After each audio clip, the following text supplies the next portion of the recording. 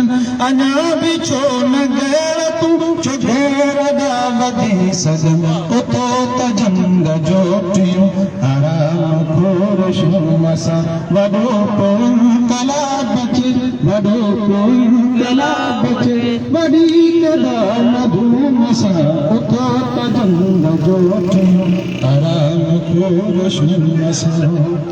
हाणे शेख अयाज़ जी शाइरी आहे ऐं साईं शफ़ी जे नाम कंदासीं। हीअ सैन न ॾींदी चैन उथी ॾिस कोई आयो आहे प्यारा हीअ सैन न ॾींदी चैन उथी ॾिस कोई आयो आहे प्यारा शायदि साॻियो रंतो आहे शायदि साॻियो रंतो आहे अॻु जीअं उञायो आहे प्यारा हीअ सैन न ॾींदी चैन उथी ॾिस कोई आयो आहे प्यारा जंहिं वक्त चरागे शाम भरे ऐं मैखाने में जाम भरे जंहिं वक्त चरागे शाम भरे ऐं मैखाने में जाम भरे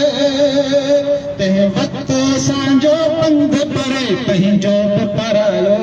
प्यारा हीअ सैन न ॾींदी चैन उथी ॾिस कोई आयो आहे प्यारा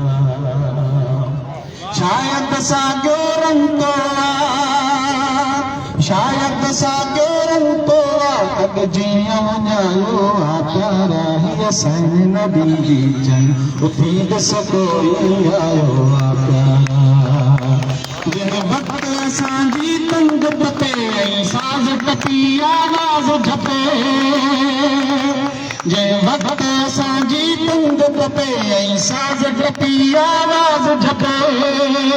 तंहिं वक़्तु भली को तंग खपे जो आयो गायो आहे प्यारा हीअ सैन ॾींदी चैन उथी ॾिस कोई आयो आहे प्यारा शायदि साॻियो रंतो आहे शायदि साॻियो रंतो आहे अॻु जीअं वञायो आहे प्यारा हीअ सैन न ॾींदी चैन उथी ॾिस कोई आयो आहे प्यारा हीअ पंहिंजी करणी भरणी आहे पर सिंध अयाज़ में मरणी आहे हीअ पंहिंजी करणी भरणी आहे पर सिंध अयाज़ में मरणी आहे आख़िर ही रात गुज़रणी प्राइमरी उस्ताद कराची प्रेस क्लब जे सरापा इब्तिजाजन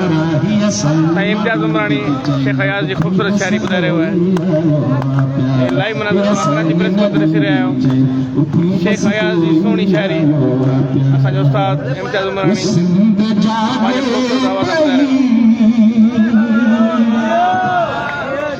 सिंध जागे पई सिंध जागे पई सिंध जागे पई सिंध जागे पई सिंध जागे पई सिंध जागे पई वो सिंध जी मकली सामूं जो सिंध जी मकली सामूं जो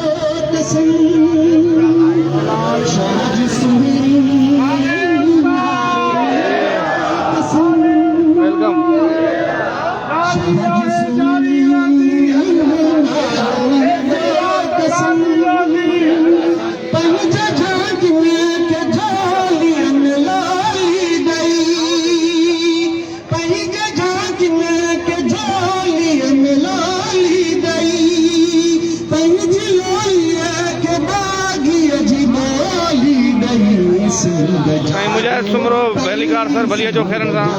असीं कैंप ते मौजूद आहियूं सिंध जागे पई सिंध जागे पई हीर जे रंजन मस्त सुहान जिंदाबाद सिंध जो प्राइमरी उस्ताद सिंध जे मुख़्तलिफ़ ज़िलनि मां मुख़्तलिफ़ तालुक़नि मां कराची प्रेस क्लब ते सरापा इब्तिजाजन अॼु असांखे रात पवंदी ते 5 रातूं असां गुज़ारे चुका आहियूं 6 ॾींहं आहे 6 रात अॼु शाम असांखे हिते थींदी असीं सिंध जे उस्तादनि जे हक़नि जी हासिलात जी जंग जोटे रहिया आहियूं ऐं इनशा ताला सिंध जे उस्ताद हाणे ख़ुशहाली ॾे रहंदो आहे ऐं अलाह कंदो अलाह बि कंदो तव्हांखे वरी ख़ुशख़बरियूं मिलण वारियूं आहिनि सिंध जे प्राइमरी स्कूलनि जी जेका हैसियत आहे उहा हाणे बहाल थियण पई वञे सिंध जे प्राइमरी स्कूलनि में हींअर सिंध में जेके बि स्कूल आहिनि उन्हनि जे उते असांजा हेड मास्टर जेके प्राइमरी थींदा इनशा ताला तव्हांखे वॾियूं ख़ुशख़बरियूं जल्दी मिलण वारियूं आहिनि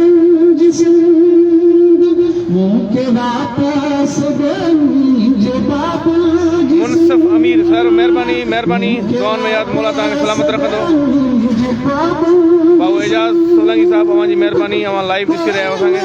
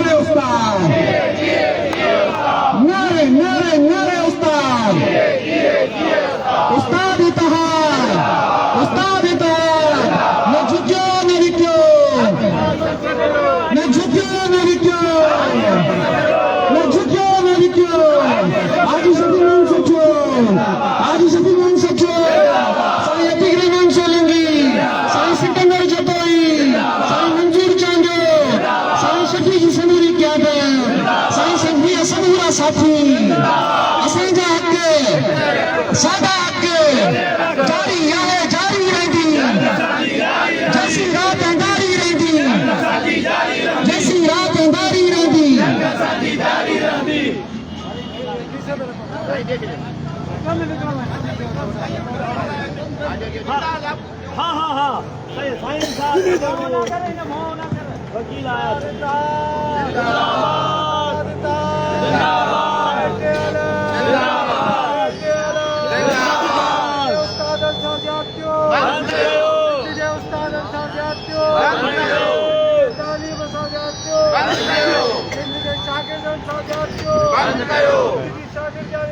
मेहरबानी करे हिनखे सपोर्ट कयो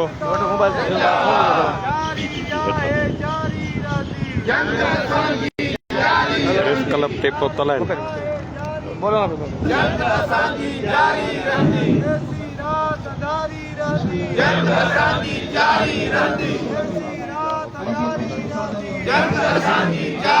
साईं अरबापल दादू मां बड़ी महिरबानी सर उस्ताद एजाज़ जिंदाबाद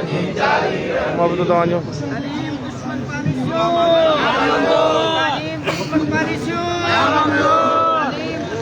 समय उस्ताद Karachi press club petal camp ते पहुची चुका आहिनि जेके पंहिंजे हक़नि जी हासिलात लाइ सरापा एहतजान ही तव्हां लाइव मनाज़र ॾिसी रहिया आहियो सिंध जो प्राइमरी उस्ताद पंहिंजे हक़नि जी हासिलात लाइ सर्विस स्ट्रक्चर ऐं डेट ऑफ अपॉइंटमेंट खां मुक़ररी जे लाइ तमामु घणो परेशान आहे इहे अहम मुतालबा आहिनि जंहिंजे करे सिंध जो प्राइमरी उस्ताद अॼु 5 ॾींहुं आहे मुकमल कराची प्रेस क्लब ते सरापा एहतजाज आहे लाइव मनाज़र तव्हां कराची प्रेस क्लब तां ॾिसी रहिया आहियो सिंध जो प्राइमरी उस्ताद पंहिंजे महबूब कायद साईं शफ़ी मनसटियो सां सरापा एहतजाज फुटपाथ ते वेठो आहे अव्हां ही लाइव मनाज़र ॾिसी रहिया आहियो सिंध जो प्राइमरी उस्ताद पंहिंजे मुतालबनि जे लाइ सरापा एहतजाज आहे सर्विस स्ट्रक्चर जे लाइ परेशान आहे डेट ऑफ अपॉइंटमेंट वारे अहम मसइले लाइ परेशान आहे सिंध जा उस्ताद साहिबान जो सुजाॻ थियो अचो पंहिंजे मंज़िल तां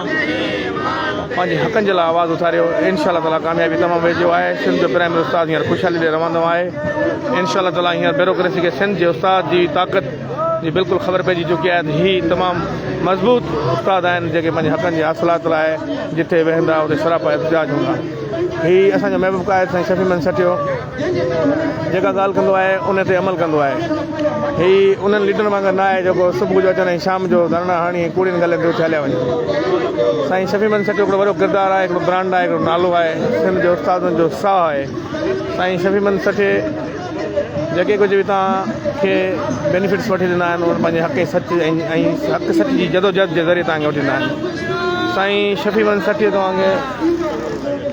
16 ग्रेड साईं एजाज़ चांडियो असांजो दोस्त उहो बि लाइव ॾिसी रहियो आहे ॿियो असांजो प्यारो दोस्त साईं एजाज़ सोलंकी कोटड़ी मां HSC असांजो उहो बि लाइव ॾिसी रहियो आहे त साईं खे बिल्कुलु ख़बर हूंदी त साईं शफ़ी मनसटियो विडशा जी नगरीअ मां कराची ताईं पैदल पंधु करे सिंध जे उस्तादनि खे तहरीक जे ज़रिए जंहिंमें असांजा NTS जा उस्ताद साहिबान बि गॾु हुया, असांजा सीनियर उस्ताद साहिबान बि गॾु हुया, उन्हनि सभु गॾिजी सॾिजी त जो सिंध जो टेस्ट पास उस्ताद आहे उहो कंफर्म थियो। पर अञा हिकिड़ी वॾी वेसागाती जेका 3 साल उन्हनि असांजा कॉन्टेक्ट पीरियड में ज़िम करे छॾिया आहिनि। हाणे उन जे लाइ बि असांजी जदोजहद हफ़्ते जी जदोजहद जारी आहे। इंशाअल्लाह ताला ज़रूरु कामयाबी मिलंदी। ही असांजो उस्ताद साईं ज़ुल्फ़कार रुस्तवाणी साहिबु जेको पंहिंजे वॾे जोश ऐं जज़्बे ऐं वलवले सां सिंध जे उस्तादनि जो आवाज़ु आला अख़्तरनि में पुॼाए रहियो आहे। साईं ज़ुल्फ़कार रुस्तवाणी लाइव में ॾिसी रहिया आहियो। साईं बिलाल हैदर कुरैशी साहिब बि पहुची वियो आहे। ये उस्ताद साईं इम्तियाज़ उमरानी जंहिं असांखे क़ौमी गीत ॿुधायो, असां सॼी महफ़िल खे घुमाए छॾियो, सिंध जे उस्तादनि खे घुमाए छॾियो।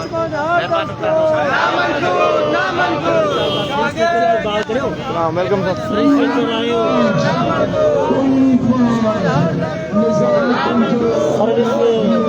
मेन मुताबिक सर्विस प्राइम मुताबिक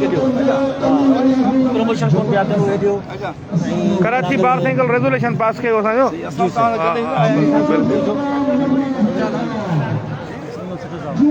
असीं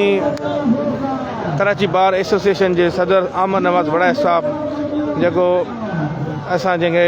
माना हिकिड़ो दबिंग वर्ड जे इस्तेमालु कंदा आहियूं त साईं तमामु बहादुर ऐं दिलेर सदर आहे जेको पंहिंजे कारकुननि जी इज़त करणु ॼाणे थो। साईं आमद नवाज़ वड़ाई साहिबु कल्ह असां सदन जूं तकलीफ़ूं ॾिसी पंहिंजी बार मां रेज़ोल्यूशन पास कराए CM house governor house move करे छॾियो आहे ऐं उन्हनि खे ॿुधायो अथनि त उस्तादनि जा जेके जाइज़ मसइला आहिनि तकिड़ा ऐं जल्द फिलफोर हल कया वञनि। ॿी सूरत में कराची बार जेको एसोसिएशन आहे सिंध जे प्राइमरी उस्तादनि सां गॾु आहे। असीं उन्हनि सां कोलोकियल में विया आहियूं। असीं आमद नवाज़ वड़ाई साहिब जा तमामु थोराइता आहियूं। सिंध जो प्राइमरी उस्ताद आमद नवाज़ वड़ाई साहिब जो तमामु घणो थोराइतो आहे, तमामु घणो थोराइतो आहे। उन में मुंहिंजो नंढो भाउ श्रीचंद देवात जंहिंजूं पिण काविशूं आहिनि, जंहिं राति जे टाइम ते 11 बजे पंहिंजे बार जे प्रेसिडेंट खे असांजे मर्कज़ जे साईं शफ़ीमन सटे साहिबु कैम्प ते वठी आयो, जंहिं इज़हार यकजहती तौरु असांखे साथ ॾिनो ऐं ॿिए ॾींहं ते रेज़ोल्यूशन पास कराए ॾिनो। असीं कराची बार जे सभिनी मेंबरनि जा शुक्रगुज़ार आहियूं।